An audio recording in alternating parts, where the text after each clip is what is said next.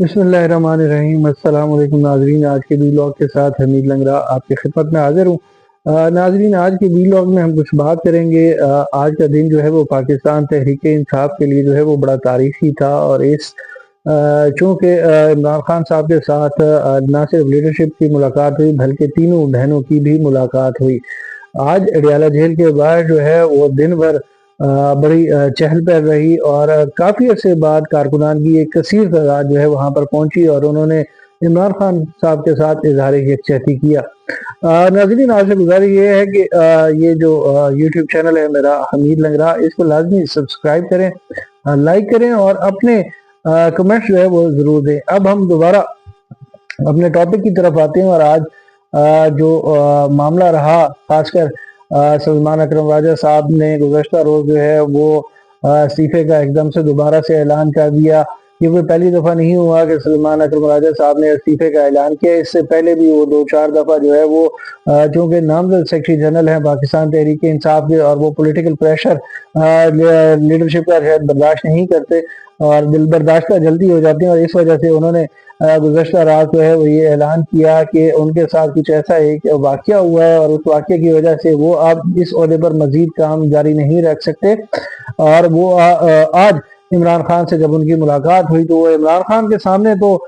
جو ہمیں اطلاعات مل رہی ہیں، جو مختلف لوگ ملے ہیں، ان کے مطابق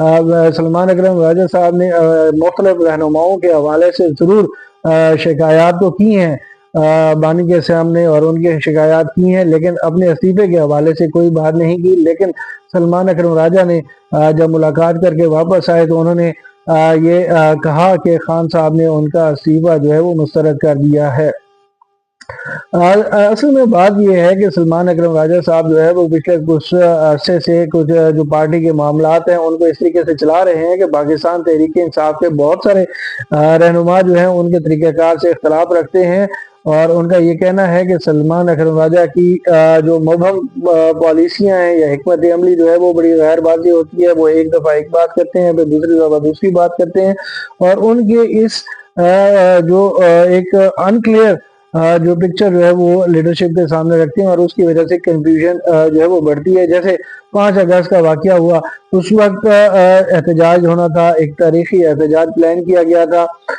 سب سے پہلے جو ہے وہ لیڈرشپ کو یہ کہا گیا کہ آپ نے صبح قومی اسمبلی پہنچنا ہے اور وہاں سے پھر اڈیالہ جیل جائیں گے۔ پھر یہ کہا گیا، ان کو پیغام دیا گیا کہ جی آپ نے کے پی کے ہاؤس آنا ہے، اور وہاں سے کے پی کے ہاؤس سے قومی اسمبلی یا پارلیمنٹ تک ہم نے احتجاج واک کرنی ہے۔ پھر ان کو یہ کہا گیا کہ نہیں جی آپ براہ راست پارلیمنٹ آئیں، وہاں پہ احتجاج ریکارڈ کرائیں گے، وہاں پہ علامتی دھرنا دیا جائے گا، اور اس کے بعد خان صاحب سے ملنے کے لیے اڈیالہ جائیں گے۔ لیکن صورتحال جو ہے وہ اس کے برعکس تھی، نہ لیڈرشپ جو ہے وہ رہنما جو ہے وہ کے پی کے ہاؤس میں پہنچے، اور نہ وہ صحیح طریقے سے پارلیمنٹ پہنچے، اور نہ ہی اڈیالہ جو ہے وہ جا سکے۔ پھر دوسری چیز کہ محمود خان اچکزئی کے حوالے سے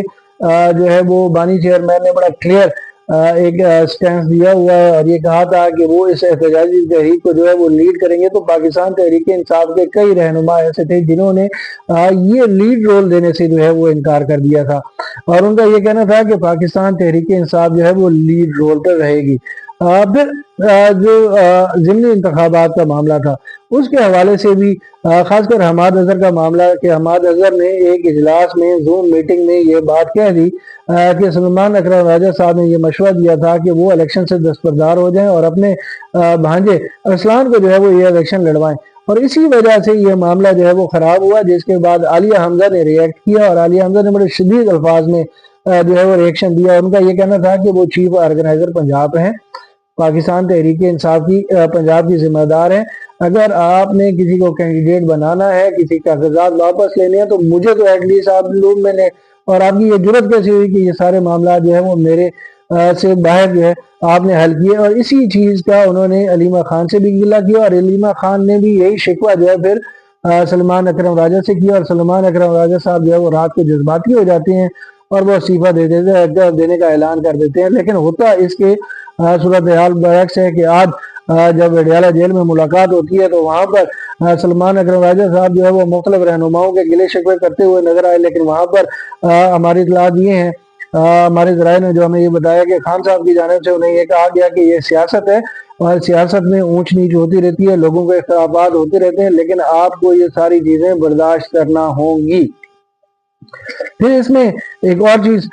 खासकर जो अपोजिशन लीडर्स हैं कौमी असम्बली और सेनेट के, उसके हवाले से खान साहब ने ये कहा है कि अगर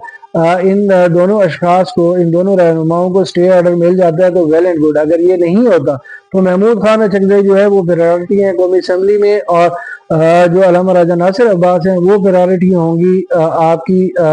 सेनेट में। अब अल्लामा राजा नासिर अब्बास जो है उनका ताल्लुक जो है वो MWM से, और वहाँ पे उनकी एक सीट है, क्या वो अपोजिशन लीडर के तौर के ऊपर कामयाब हो सकेंगे? ये एक बड़ी चीज़ है, बड़ी डेवलपमेंट है कि इमरान खान साहब जो है वो अपने साथियों के ऊपर इतना जो है वो एतमाद नहीं कर रहे, लेकिन इन लोगों के ऊपर एतमाद रखते हैं। और उसकी बुनियादी वजह यह है कि ये दोनों शख्सियात जो हैं एंटी एस्टेब्लिशमेंट नैरेटिव रखती हैं और प्रो डेमोक्रेटिक बात करते हैं, और इनका नैरेटिव जो है वो काफ़ी ज़्यादा सख्त होता है, और उसकी वजह से ही इमरान खान साहब ने इनको ये सिलेक्ट किया है कि ये दोनों अशखास जो हैं वो इन उहदों के लिए मौजू हैं और ये पार्लिमान के अंदर जो है वो सियासी जद्दोजहद कर सकते हैं। तीसरी चीज़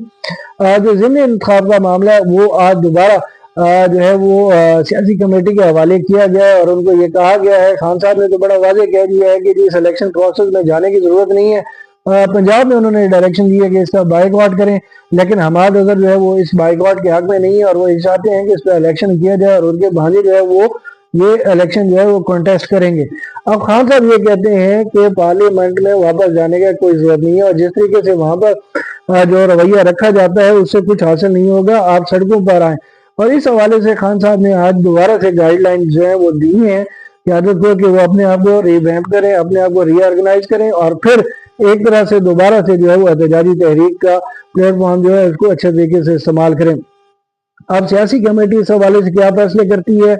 आया वो जैसे माजी में पिछले जो चंद फैसले थे उन्होंने खान साहब के अहकामात को वीटो किया, खान साहब के अहकामात को नज़रअंदाज करके अपने मामला जो है वो खुद चलाए। अब जो है वो सियासी कमेटी जो है वो दोबारा ऐसे मामला करती है या फिर खान साहब के अहकामात पर अमल दरामद करती है, ये फैसला जो है कुछ देर में कुछ दिनों में सामने आ जाएगा, क्योंकि पाकिस्तान तहरीक इंसाफ में भी डिवीजन है और बहुत सारे रहनुमा जो है वो मुख्तलिफ जो है वो नैरेटिव रखते हैं, लेकिन पाकिस्तान तहरीक इंसाफ के कारकुनान का इतना ज़्यादा प्रेशर है उनके ऊपर, और ख़ासकर सोशल मीडिया का, कि वो इस सोशल मीडिया के प्रेशर को सस्टेन नहीं कर सकते और फिर अपने बयानात बदलते रहते हैं, और उनके इन बयानात बदलने की वजह से जो है कोई वाज़ेह हिकमत अमली जो है वो नहीं अपनाई जा सकती। आज का व्लॉग जो है वो यहीं तक था, लेकिन इसमें एक खास बात आपको बताता चलूं कि आज जो अडियाला जेल के बाद जो कारकुनान की एक बड़ी तादाद पहुंची है, काफी अर्से बाद हमें देखने को मिला कि ज्यादा रुकावटें नहीं थी, लोगों को जो है वो अडियाला जेल के करीब जाने दिया गया, कारकुनान की एक कसीर तादाद जो है वहां पे पहुंची, मुख्तलिफ इलाकों से लोग आए हुए थे। जुल्फी बुखारी का बड़ा नाम लिया गया कि उनके कहने के ऊपर जो है वो लोग आए, तो ये एक पाकिस्तान तहरीक इंसाफ के लिए पॉजिटिव आज एक मुस्बत दिन था, एक लंबे अरसे के बाद खासकर जो इमरान खान साहब की सेहत के हवाले से जो बाहर मालूमात आई हैं, इंफॉर्मेशन आई हैं, मुकाबले तसल्ली हैं, और एक अच्छी चीज़ थी कि कारकुनान के लिए एक मुबारक दिन है कि उनके लीडर जो हैं वो खैरियत से हैं, उनकी सेहत ठीक है और वो बिल्कुल अपने हाई स्पिरिट्स में हैं और वो डटे हुए हैं। नाज़रीन, आपसे गुजारिश ये है कि अपना और अपने गिरद नवाब में मौजूद लोगों का खास ख्याल रखें। अल्लाह ने के बाद।